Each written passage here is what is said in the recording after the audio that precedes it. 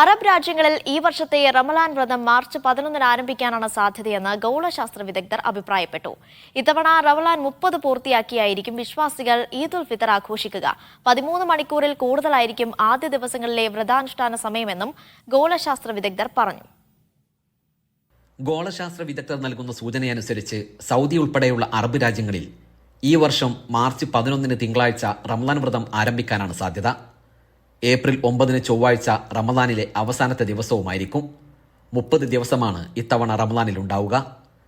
April 10 ബുധനാഴ്ച Arab രാജ്യങ്ങളിലെല്ലാം Eid ul Fitr ആഘോഷിക്കാനാണ് സാധ്യതയെന്നും ഗോളശാസ്ത്ര വിദഗ്ധർ പറയുന്നു. എന്നാൽ മാസപ്പിറവി ദർശനത്തെ അടിസ്ഥാനമാക്കിയായിരിക്കും ഓരോ രാജ്യങ്ങളിലും റമലാൻ വ്രതാരംഭവും ഈദുൽ ഫിത്തറും പ്രഖ്യാപിക്കുക. Saudi Arabia, Qatar, UAE, Kuwait, Bahrain, Oman, Egypt, Jordan, Syria, Lebanon, ഫലസ്തീൻ, തുർക്കി, ഇറാൻ എന്നീ രാജ്യങ്ങളിൽ റമദാനിലെ ആദ്യ ദിവസങ്ങളിൽ വ്രതാനുഷ്ഠാന സമയം 13 മണിക്കൂറിൽ അല്പം കൂടുതലുണ്ടാകും. ശൈത്യകാലമായതിനാൽ റമദാനിൽ പകലിന് ദൈർഘ്യം കുറവായിരിക്കും. അതിനാൽ മുൻ വർഷങ്ങളെ അപേക്ഷിച്ച് ഈ റമദാനിൽ വ്രതത്തിനും ദൈർഘ്യം കുറയുമെന്നും ഗോളശാസ്ത്ര വിദഗ്ധർ അഭിപ്രായപ്പെട്ടു. Gafoor Kondotty, media 1, Jeddah. ആഭ്യന്തര ഹജ്ജ് തീർത്ഥാടകർക്ക് ബുക്ക് ചെയ്ത ഹജ്ജ് പാക്കേജ് മാറ്റാൻ സാധിക്കില്ലെന്ന് ഹജ്ജ് ഉംറ മന്ത്രാലയം വ്യക്തമാക്കി. ഹജ്ജിന്റെയും റമലാന്റെയും ഒരുക്കങ്ങൾ സൗദിയിൽ പുരോഗമിക്കുകയാണ്. റമലാൻ ഒരുക്കങ്ങൾ വിലയിരുത്തുന്നതിനായി മക്കയിൽ ചേർന്ന സുപ്രധാന യോഗത്തിൽ വിവിധ വകുപ്പ് മേധാവികൾ പങ്കെടുത്തു. മക്ക മേഖല deputy governor Saud bin Mishal രാജകുമാരന്റെ നേതൃത്വത്തിലായിരുന്നു ഹജ്ജ് കമ്മിറ്റിയുടെ സുപ്രധാന യോഗം. റമലാൻ ഒരുക്കങ്ങളുടെ ഭാഗമായി വിവിധ വകുപ്പുകൾ ആവിഷ്കരിച്ച തയ്യാറെടുപ്പ് പദ്ധതികൾ യോഗം അവലോകനം ചെയ്തു. മുൻ വർഷങ്ങളെ അപേക്ഷിച്ച് ഇത്തവണ കൂടുതൽ ഉംറ തീർത്ഥാടകരെ പ്രതീക്ഷിക്കുന്നുണ്ട്. അതിനാൽ തീർത്ഥാടകരുടെ വരവ് നിയന്ത്രിക്കുന്നതിനും സുഗമമായ തീർത്ഥാടനം ഉറപ്പുവരുത്തുന്നതിനും പ്രത്യേക പദ്ധതികൾ നടപ്പിലാക്കാനാണ് തീരുമാനം. പാസ്പോർട്ട് വിഭാഗം, സിവിൽ ഡിഫൻസ്, ആരോഗ്യം എന്നീ വിഭാഗങ്ങളുടെ പ്രവർത്തന പദ്ധതികളായിരുന്നു പ്രധാനമായും യോഗത്തിൽ അവലോകനം ചെയ്തത്.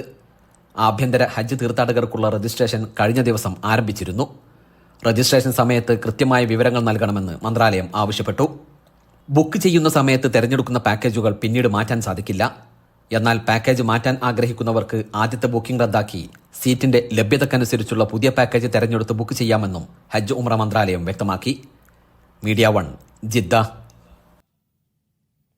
കോഴിക്കോട് നിന്ന് കുവൈത്തിലേക്കുള്ള എയർ ഇന്ത്യ എക്സ്പ്രസ് സർവീസ് വൈകി. രാവിലെ 9:30 കോഴിക്കോട് നിന്ന് പുറപ്പെടേണ്ട വിമാനം ഉച്ചകഴിഞ്ഞ് 1:24 പുറപ്പെട്ടത്. വിമാനം വൈകുമെന്നത് കഴിഞ്ഞ ദിവസം യാത്രക്കാരെ അറിയിച്ചിരുന്നു. 9:30 വിമാനം 11:40 പുറപ്പെടുമെന്നായിരുന്നു അറിയിപ്പ്. ഇതനുസരിച്ചാണ് മിക്ക യാത്രക്കാരും വിമാനത്താവളത്തിലെത്തിയത്. എന്നാൽ വീണ്ടും മണിക്കൂറുകൾ വൈകി 1:24 വിമാനം പുറപ്പെട്ടത്. നേരത്തെ എത്തിയവർക്ക് ഇത് വലിയ പ്രയാസം സൃഷ്ടിച്ചു. പതിവായി 12:15 കുവൈത്തിൽ എത്തുന്ന വിമാനം ഇതോടെ കുവൈത്ത് സമയം 4 മണിയോടെയാണ് എത്തിയത്. വിമാനം വൈകുന്നത് വഴി പ്രയാസമുള്ള യാത്രക്കാർക്ക് ഒരാഴ്ചയ്ക്കിടെ സൗജന്യമായി ഫ്ലൈറ്റ് മാറ്റത്തിനും ഷെഡ്യൂൾ ചെയ്ത പുറപ്പെടൽ സമയത്തിന് 2 ടിക്കറ്റ് റദ്ദാക്കാനും അവസരം നൽകിയിരുന്നു. കുവൈത്തിലെ തൊഴിൽ വിപണിയിൽ ഇന്ത്യക്കാരുടെ എണ്ണത്തിൽ വർധന. 2023 ആദ്യ 9 മാസങ്ങളിൽ 1,07,000 ഇന്ത്യക്കാരാണ് കുവൈത്തിലേക്ക് പ്രവേശിച്ചത്. സെൻട്രൽ സ്റ്റാറ്റിസ്റ്റിക്സ് ബ്യൂറോ പുറത്തുവിട്ട കണക്കുകളിലാണ് പുതിയ വിവരങ്ങൾ ഉള്ളത്. രാജ്യത്തെ ആകെ തൊഴിലാളികളുടെ എണ്ണത്തിലും വർധന രേഖപ്പെടുത്തിയിട്ടുണ്ട്. എന്നാൽ കഴിഞ്ഞ വർഷങ്ങളെ അപേക്ഷിച്ച് വിദേശി ജനസംഖ്യയിൽ കുറവ് വന്നെങ്കിലും ഇപ്പോഴും ജനസംഖ്യയിൽ ഭൂരിപക്ഷവും വിദേശികളാണ്. അതിൽ 10 ലക്ഷത്തിലേറെ പേർ ഇന്ത്യക്കാരാണ്.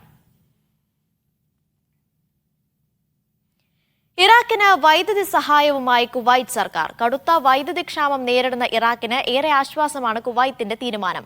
ഗൾഫ് ഇലക്ട്രിക്കൽ ഇന്റർ കണക്ഷൻ സിസ്റ്റവുമായി ചേർന്നാണ് പദ്ധതി നടപ്പിലാക്കുക. ഇത് സംബന്ധമായി വൈദ്യുതി മന്ത്രാലയം നൽകിയ അഭ്യർത്ഥന ജഹ്റ ഗവർണറേറ്റ് കമ്മിറ്റി അംഗീകരിച്ചു. വൈദ്യുതി നൽകുന്നതിനായി ഹബ്ദലിയിൽ 400 kV ട്രാൻസ്ഫോമർ സബ്സ്റ്റേഷൻ സ്ഥാപിക്കും. GCC ഇലക്ട്രിസിറ്റി ഇന്റർ കണക്ഷൻ അതോറിറ്റിയാണ് ഇറാഖിൽ പദ്ധതി നടപ്പാക്കുന്നത്. കുവൈത്ത് ദേശീയ ദിനാഘോഷങ്ങളുടെ തയ്യാറെടുപ്പുകളുടെ ഭാഗമായി കുവൈത്ത് സിറ്റിയിലെ ബീച്ചുകൾ ശുചീകരിക്കുന്നു. ദേശീയ ദിനാഘോഷങ്ങളുടെ പ്രധാന പരിപാടികൾ നടക്കുന്ന സ്ഥലങ്ങളിലാണ് ക്യാപിറ്റൽ ഗവർണറേറ്റിലെ ഉദ്യോഗസ്ഥന്മാരുടെ നേതൃത്വത്തിൽ ഫീൽഡ് ക്യാമ്പയിൻ നടത്തിയത്. ക്യാമ്പയിനിൽ 165 ശുചീകരണ തൊഴിലാളികൾ പങ്കെടുത്തു. ശുചിത്വം ദേശീയ കടമയാണ്. ബീച്ചുകൾ അടക്കമുള്ള വിനോദസഞ്ചാര കേന്ദ്രങ്ങളിൽ ശുചിത്വം നടപ്പാക്കാൻ ഒട്ടേറെ പദ്ധതികൾ ആവിഷ്കരിച്ചതായി അധികൃതർ അറിയിച്ചു. ബീച്ചുകളിലെ വഴിയോര കച്ചവടക്കാരെ നിരീക്ഷിക്കാനും നിയന്ത്രിക്കാനും നടപടികൾ സ്വീകരിച്ചിട്ടുണ്ട്. പൊതുശുചിത്വ നിയമപ്രകാരം അനുവദനീയമല്ലാത്ത ഇടങ്ങളിൽ മാലിന്യമിടുകയോ മലിനജലം ഒഴുക്കുകയോ സംസ്കരിക്കുകയോ ചെയ്യുന്നത് നിയമലംഘനമാണെന്ന് അധികൃതർ വ്യക്തമാക്കി. ഏഷ്യൻ കപ്പ് ഫുട്ബോൾ കിരീടം നിലനിർത്തിയതിന് പിന്നാലെ ഫിഫ ലോക റാങ്കിങ്ങിൽ ചരിത്രത്തിലെ ഏറ്റവും വലിയ കുതിപ്പുമായി ഖത്തർ. പുതിയ റാങ്കിംഗ് പട്ടികയിൽ 21 സ്ഥാനം മെച്ചപ്പെടുത്തിയ ഖത്തർ 37-ാം സ്ഥാനത്തെത്തി. ഖത്തർ ദേശീയ ടീമിന്റെ എക്കാലത്തെ മികച്ച റാങ്കിംഗ് ആണിത്. ഏഷ്യൻ കപ്പിന് മുമ്പ് ഡിസംബറിൽ പ്രഖ്യാപിച്ച അവസാന റാങ്കിങ്ങിൽ 58-ാം സ്ഥാനത്തായിരുന്നു ഖത്തർ. ടൂർണമെന്റിൽ തോൽവി അറിയാതെ കുതിച്ചാണ് അന്നാബികൾ കപ്പെടുത്തത്. 92.04 പോയിന്റ് നേടി ഇത്തവണത്തെ ഫിഫ പട്ടികയിൽ ഏറ്റവും മികച്ച കുതിപ്പാണ് ഖത്തറിൻ്റെത്. ഏഷ്യൻ റാങ്കിങ്ങിൽ 5-ാം സ്ഥാനത്തെത്താനും ഖത്തറിനായി.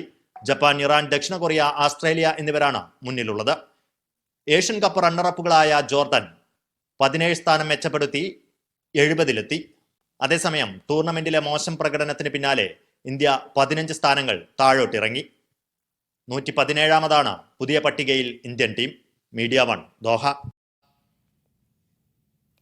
2026 ലോകകപ്പ് ഫുട്ബോളിന്റെ റഫറിമാരുടെ പ്രാഥമിക പട്ടികയിൽ ഖത്തറിൽ നിന്നും 2 പേർ ഇടം നേടി. ഫിഫയുടെ ഏഷ്യൻ റഫറിമാരുടെ പട്ടികയിലാണ് ഖത്തറിന്റെ അബ്ദുൾ റഹ്മാൻ അൽ ജാസിം, സൽമാൻ ഫലാഹി എന്നിവർ ഇടം പിടിച്ചത്. 2026 ജൂൺ ജൂലൈയിൽ കാനഡ, മെക്സിക്കോ, അമേരിക്ക എന്നീ 3 രാജ്യങ്ങളിലായാണ് അടുത്ത ലോകകപ്പ് നടക്കുന്നത്. 37-കാരനായ അബ്ദുൾ റഹ്മാൻ അൽ ജാസിം 2013 മുതൽ ഫിഫ അന്താരാഷ്ട്ര റഫറിയാണ്. 34-കാരനായ സൽമാൻ ഫലാഹി 2017-ലാണ് ഫിഫ റഫറിയായി മാറുന്നത്.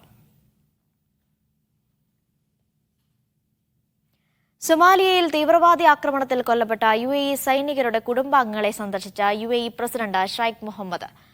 Abu Dhabi, Al Ain, Ras al Khaimah എന്നിവിടങ്ങളിലായി ഒരുക്കിയ അനുശോചന പരിപാടികളിൽ പ്രസിഡന്റ് നേരിട്ടെത്തി.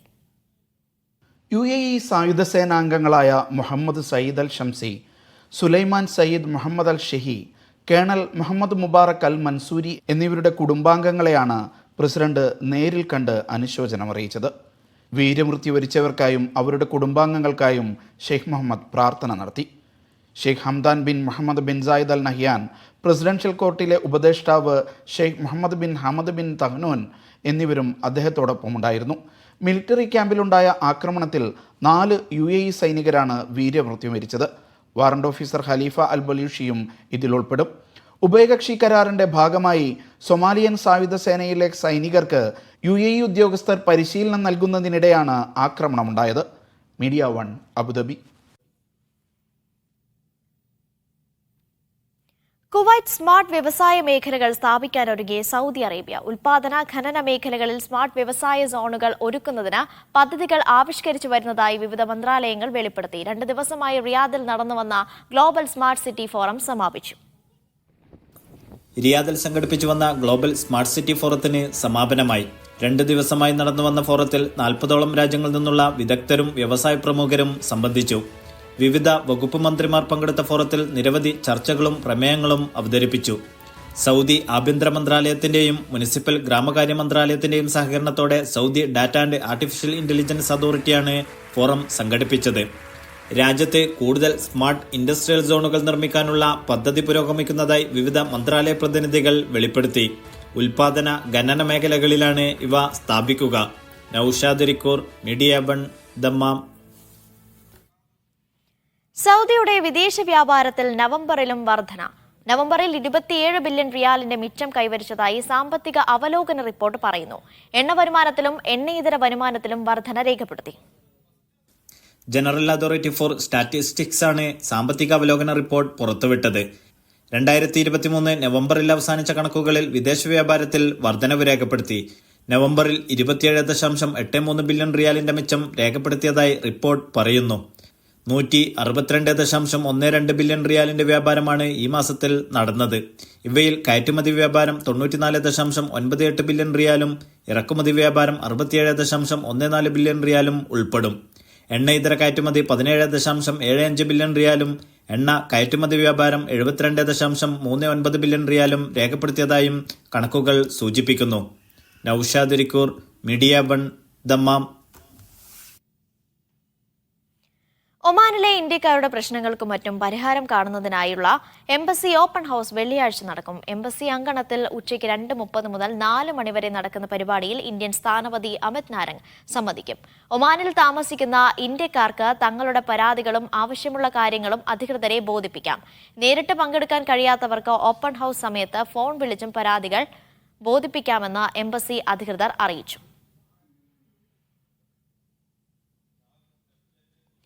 ഒമാനിൽ കഴിഞ്ഞ ദിവസങ്ങളിൽ പെയ്ത മഴയിൽ വാദിയിലകപ്പെട്ട് കാണാതായ ആൾക്കു വേണ്ടിയുള്ള തെരച്ചിൽ പുരോഗമിക്കുന്നു. ഒമാനിൽ പ്രതികൂല കാലാവസ്ഥയിൽ civil defence and ambulance authority 441 പേരെയാണ് രക്ഷപ്പെടുത്തിയതെന്ന് അധികൃതർ അറിയിച്ചു. ഫെബ്രുവരി 11 മുതൽ 13 വരെയുള്ള ദിവസങ്ങളിൽ civil defence and ambulance authority 441 പേരെയാണ് രക്ഷപ്പെടുത്തിയത്. ഒമാൻ വാട്ടർ റെസ്ക്യൂ ടീമിന്റെയും ഡ്രോണിന്റെയും പോലീസ് നായയുടെയും മറ്റും സഹായത്തോടെയാണ് ജബൽ അക്ദറിൽ കാണാതായയാൾക്കു വേണ്ടിയുള്ള തിരച്ചിൽ നടക്കുന്നതെന്ന് ദാഖിലിയ ഗവർണറേറ്റിലെ civil defence and ambulance authority അറിയിച്ചു. ഇദ്ദേഹത്തിന്റെ കൂടെ ഉണ്ടായിരുന്നയാളുടെ മൃതദേഹം ചൊവ്വാഴ്ച കണ്ടെത്തിയിരുന്നു. തിങ്കളാഴ്ചയാണ് ഇരുവരും വാഹനവുമായി വാദിയിൽ അകപ്പെടുന്നത്. മഴക്കെടുതിയിൽ രാജ്യത്ത് 6 പേരുടെ ജീവനാണ് പൊലിഞ്ഞത്. ഫെബ്രുവരി 11 മുതൽ 13 വരെയുള്ള ദിവസങ്ങളിൽ civil defence and ambulance authority 441 പേരെ രക്ഷപ്പെടുത്തി. അടിയന്തര ആവശ്യങ്ങളുള്ള 273 ഫോൺ കോളുകളും ലഭിച്ചു. ആളുകൾ വാദികളിൽ കുടുങ്ങിക്കിടക്കുന്നതായി 127 റിപ്പോർട്ടുകൾ വാട്ടർ റെസ്ക്യൂ ഡിപ്പാർട്ട്മെന്റിന് ലഭിച്ചുവെന്ന് സിവിൽ ഡിഫൻസ് പ്രസ്താവനയിൽ പറഞ്ഞു. അഗ്നിശമന സേനാംഗങ്ങൾ 36 കേസുകളാണ് കൈകാര്യം ചെയ്തത്. മറ്റു 17 കേസുകൾ കൂടാതെ 9 പേർ കെട്ടിടങ്ങളിൽ കുടുങ്ങിപ്പോയെന്ന റിപ്പോർട്ടുകളും കൈകാര്യം ചെയ്തുവെന്ന് അധികൃതർ വ്യക്തമാക്കി. ഇത്തരം പ്രതികൂല കാലാവസ്ഥകൾ ഉണ്ടാകുമ്പോൾ വാദികളിൽ ഇറങ്ങരുതെന്നും താഴ്ന്ന പ്രദേശങ്ങളിൽ നിന്നും വൈദ്യുതി തൂണുകളിൽ നിന്നും മാറി നിൽക്കണമെന്നും അധികൃതർ ആവശ്യപ്പെട്ടു. Media 1 Muscat. വീട്ടിൽ അതിക്രമിച്ചു കയറി യുവാവ് നടത്തിയ ആക്രമണത്തിൽ ഒരാൾക്ക് പരിക്കേറ്റു. കഴിഞ്ഞ ദിവസം ദുബായിലാണ് കുടുംബത്തിന് നേരെ അപ്രതീക്ഷിത ആക്രമണം ഉണ്ടായത്. അറബ് വംശജനാണ് ആക്രമണം നടത്തിയത് എന്ന് പോലീസ് അറിയിച്ചു. ആക്രമണത്തിൽ നിസാര പരിക്കേറ്റയാളെ ദുബായ് പോലീസ് ആശുപത്രിയിൽ പ്രവേശിപ്പിച്ചിരിക്കുകയാണ്. സംഭവത്തിൽ പ്രതിയെന്ന് സംശയിക്കുന്ന ആളെ അറസ്റ്റ് ചെയ്തതായും പോലീസ് അറിയിച്ചു. മീഡിയ സ്റ്റാറിലേക്ക് വീണ്ടും. ദുബായിൽ സംഗീത സംവിധായകൻ ഷാൻ റഹ്മാൻ ഒരുക്കുന്ന സംഗീത പരിപാടിയുടെ ഒരുക്കങ്ങൾ പുരോഗമിക്കുന്നു. ഈ മാസം 24-ന് സബീൽ പാർക്ക് ആംഫി തിയേറ്ററിലാണ് ഉയരെ ഷാൻ റഹ്മാൻ ലൈവ് കൺസേർട്ട് എന്ന പരിപാടി അരങ്ങേറുക. ടിക്കറ്റ് വിപണന പ്ലാറ്റ്ഫോമുകളിലും മികച്ച പ്രതികരണമാണ് പരിപാടിക്ക് ലഭിക്കുന്നത് എന്ന് സംഘാടകർ അറിയിച്ചു. മലയാളത്തിന് നിരവധി സൂപ്പർ ഹിറ്റ് ഗാനങ്ങൾ സമ്മാനിച്ച ഷാൻ റഹ്മാൻ ആദ്യമായാണ് ഒരു ലൈവ് മ്യൂസിക്കൽ കോൺസെർട്ട് ഒരുക്കുന്നത്. 1 വർഷത്തിലേറെ നീണ്ട മുന്നൊരുക്കങ്ങൾക്ക് ശേഷമാണ് ഏറെ പ്രത്യേകതകളുള്ള ഉയരെ ഷാൻ റഹ്മാൻ ലൈവ് കോൺസെർട്ട് ദുബൈയിലെ വേദിയിലെത്തുന്നത്. ഷാൻ റഹ്മാന്റെ വിജയ കോമ്പിനേഷൻ വിനീത് ശ്രീനിവാസൻ അടക്കം മുൻനിര പിന്നണി ഗായകരും സംഗീത വിദഗ്ധരും സ്റ്റേജിലെത്തും. മികച്ച പ്രതികരണമാണ് പരിപാടിക്ക് UAE സംഗീത പ്രേമികളിൽ നിന്ന് ലഭിക്കുന്നതെന്ന് പ്രായോജകർ മീഡിയ 1 പറഞ്ഞു. മന്നത്ത് ഗ്രൂപ്പിനും അതുപോലെ തന്നെ എനിക്കും ഈ പ്രോഗ്രാമിൻ്റെ ഭാഗമാകാൻ പറ്റിയിട്ട് വളരെ സന്തോഷമുണ്ട്. പിന്നെ പ്രത്യേകിച്ച് പറയാനാണെങ്കിൽ വിനീത് ശ്രീനിവാസൻ, ഗൗരി ലക്ഷ്മി, ഹരിശങ്കർ, സിത്താര, ഈ ഒരു ഗ്രൂപ്പും അതുപോലെ തന്നെ അത്രയും പ്രഗത്ഭരായ ടെക്നീഷ്യൻസും എല്ലാവരും ഉള്ളതുകൊണ്ട് തന്നെ നമുക്ക് ആ പ്രോഗ്രാമിനെ കുറിച്ച് വളരെ പ്രതീക്ഷകളുണ്ട്. അതുകൊണ്ട് തന്നെയാണ് തീർച്ചയായിട്ടും ഈ പ്രോഗ്രാം മന്നത്ത് ഗ്രൂപ്പിൻ്റെ ഭാഗമാകാൻ സാധിച്ചതും. എന്തേരം അടിപൊളി സോങ്ങുകളാണ് പുള്ളിക്കാരൻ ഉണ്ടാക്കുന്നത്. അപ്പം പുള്ളിക്കാരൻ്റെ പാട്ടുകൾ കേൾക്കാൻ എന്നെപ്പോലെ തന്നെ ഒരുപാട് പേർക്ക് ഇവിടെ ഇഷ്ടമുണ്ട് മനസ്സിലായി. അതിനൊരു വലിയൊരു ലൈനപ്പാണ് ഈ പ്രാവശ്യം അദ്ദേഹത്തിൻ്റെ കൂട്ടത്തിൽ വരുന്നത്. അപ്പം ഇതൊരു വലിയ ഹിറ്റ് പരിപാടിയാകുമെന്നുള്ളത് ആദ്യമേ തന്നെ ഇത് അനൗൺസ് ചെയ്തപ്പോൾ തന്നെ ഞങ്ങൾക്ക് അറിയായിരുന്നു. അപ്പോൾ അതുകൊണ്ട് തന്നെ എനിക്ക് തന്നെ ഒരു ഭാഗമാകാൻ പറ്റിയതിലും വളരെയധികം സന്തോഷമുണ്ട്. അദ്ദേഹത്തിന് എനിക്ക് ഒരുപാട് വർഷങ്ങളായിട്ട് അറിയാവുന്നതാണ്. ബിക്കോസ് എറ്റേണൽ റേ പ്രൊഡക്ഷൻസും നമ്മളും ഇതിൻ്റെ പ്രിപ്പറേഷൻസ് ഓൾമോസ്റ്റ് ഒരു ഇയർ ആയിട്ട് ചെയ്തുകൊണ്ടിരിക്കുകയാണ്. അങ്ങനെയാണ് ഈ എൻറ്റയർ ഷോ ക്യൂറേറ്റ് ചെയ്തിട്ടുള്ളത്. അപ്പോൾ അതുപോലെ തന്നെ ഈ ഇത്രയും ടീമിൻ്റെ ഡേറ്റ് കിട്ടി കൊണ്ടുവരാമെന്ന് പറയുന്നത് തന്നെ it's a big task. So we had to wait for this day and don't miss it out guys. ഇതിന് ടിക്കറ്റ് എടുത്തിട്ടില്ലെങ്കിൽ you are missing out south India's one of the biggest concert. Platinum list, Q tickets തുടങ്ങിയ പ്ലാറ്റ്ഫോമുകളിലൂടെയുള്ള ticket വിൽപ്പനയിലും ഉയരെ Shaan Rahman live കോൺസെർട്ടിന് മികച്ച പ്രതികരണമാണ് ലഭിക്കുന്നത്. ഫെബ്രുവരി 24-ന് രാത്രി 7-നാണ് കോൺസെർട്ട് ആരംഭിക്കുക. ഷാൻ റഹ്മാന്റെ ഇറ്റേണൽ റേ പ്രൊഡക്ഷൻസ് ആണ് പരിപാടിയുടെ പ്രധാന സംഘാടകർ. Media 1 Dubai. Kerala press club Kuwait Gafoor Moodadi memorial news photography പുരസ്കാരത്തിന് എൻട്രികൾ ക്ഷണിച്ചു. 2023 ജനുവരി 1 മുതൽ ഡിസംബർ 31 വരെയുള്ള കാലയളവിൽ മലയാള പത്രങ്ങളിലോ ന്യൂസ് പോർട്ടലുകളിലോ പ്രസിദ്ധീകരിച്ച വാർത്താമൂല്യമുള്ള ചിത്രങ്ങളാണ് പുരസ്കാരത്തിനായി പരിഗണിക്കുന്നത്. സ്ഥാപന മേധാവിയുടെ സാക്ഷ്യപത്രത്തോടെയാണ് പുരസ്കാരത്തിന് അപേക്ഷിക്കേണ്ടത്. പ്രമുഖ മാധ്യമ പ്രവർത്തകരും ഫോട്ടോഗ്രാഫർമാരും അടങ്ങുന്ന ജൂറിയാണ് ചിത്രങ്ങൾ തെരഞ്ഞെടുക്കുക. 500,000 രൂപയും ശില്പവും പ്രശസ്തി പത്രവും അടങ്ങുന്നതാണ് പുരസ്കാരം. ഏപ്രിൽ 19 കുവൈത്തിൽ നടക്കുന്ന മാധ്യമ സമ്മേളനത്തിൽ വെച്ച് പുരസ്കാര ജേതാവിനെ പ്രഖ്യാപിക്കും.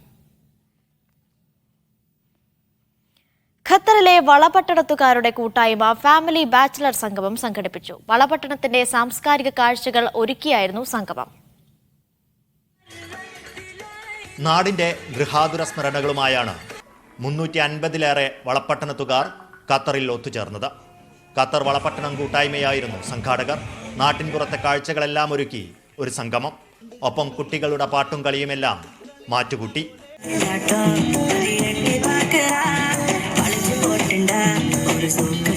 വിവിധ മേഖലകളിൽ കഴിവ് തെളിയിച്ച Valapattanam നിവാസികളായ KC Saleem, M Muneer, Haris Kurikkalakath, Nawaz Kuniyil, Hameed എടക്കാവിൽ, T Anwar എന്നിവരെ സംഗമത്തിൽ ആദരിച്ചു.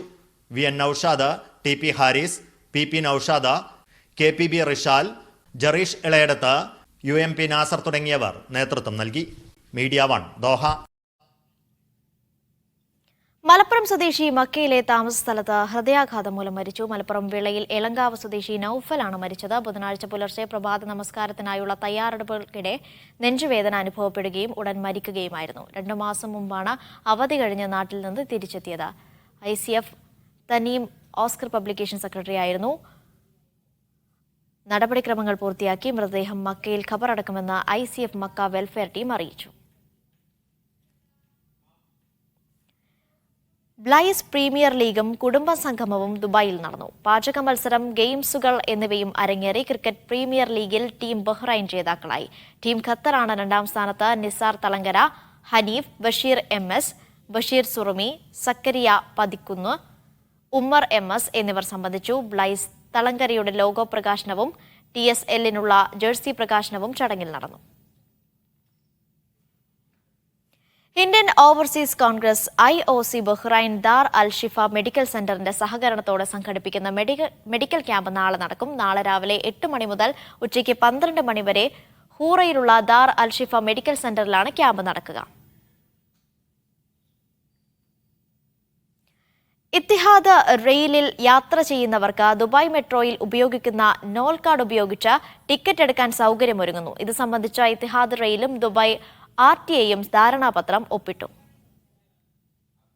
ദുബൈയിൽ നടന്ന ആഗോള സർക്കാർ ഉച്ചകോടിയിൽ ദുബൈ 1ാം ഉപഭരണാധികാരിയും ധനമന്ത്രിയുമായ Sheikh Maktoum bin Mohammed bin Rashid Al Maktoum, Etihad rail chairman Sheikh Riyab bin Mohammed bin Zayed Al Nahyan എന്നിവരുടെ സാന്നിധ്യത്തിലാണ് കരാർ ഒപ്പിട്ടത്. നോൾ കാർഡ് ഉപയോഗിച്ച് ടിക്കറ്റ് ബുക്ക് ചെയ്യാനും യാത്രാ നിരക്ക് അടയ്ക്കാനും ഇത്തിഹാദ് റെയിലിൽ സൗകര്യമുണ്ടാക്കും. ഇത്തിഹാദ് റെയിൽ യാത്രക്കാർക്ക് ഉപഭോക്തൃ സൗഹൃദമായ ഡിജിറ്റൽ സേവനങ്ങൾ ലഭ്യമാക്കാനാണ് കരാറിൻ്റെ ലക്ഷ്യമെന്ന് ഷെയ്ഖ് മക്തൂം പറഞ്ഞു. ദുബൈ RTA സ്മാർട്ട് സംവിധാനങ്ങളെ ഇത്തിഹാദ് റെയിൽ പരമാവധി പ്രയോജനപ്പെടുത്തുമെന്ന് ഷെയ്ഖ് റിയാബ് പറഞ്ഞു. Media 1 Dubai. Dubai KMCC Tirurangadi മണ്ഡലം കമ്മിറ്റിക്ക് പുതിയ സാരഥികൾ. VC സൈദലവി ഉള്ളണം, ജബ്ബാർ ക്ലാരി, സാദിഖ് തിരൂരങ്ങാടി എന്നിവരാണ് പ്രധാന സാരഥികൾ. UAE KMCC general secretary Anwar Naha ഉദ്ഘാടനം ചെയ്തു. ഇനി പ്രധാന ഗൾഫ് നഗരങ്ങളിലെ താപനില.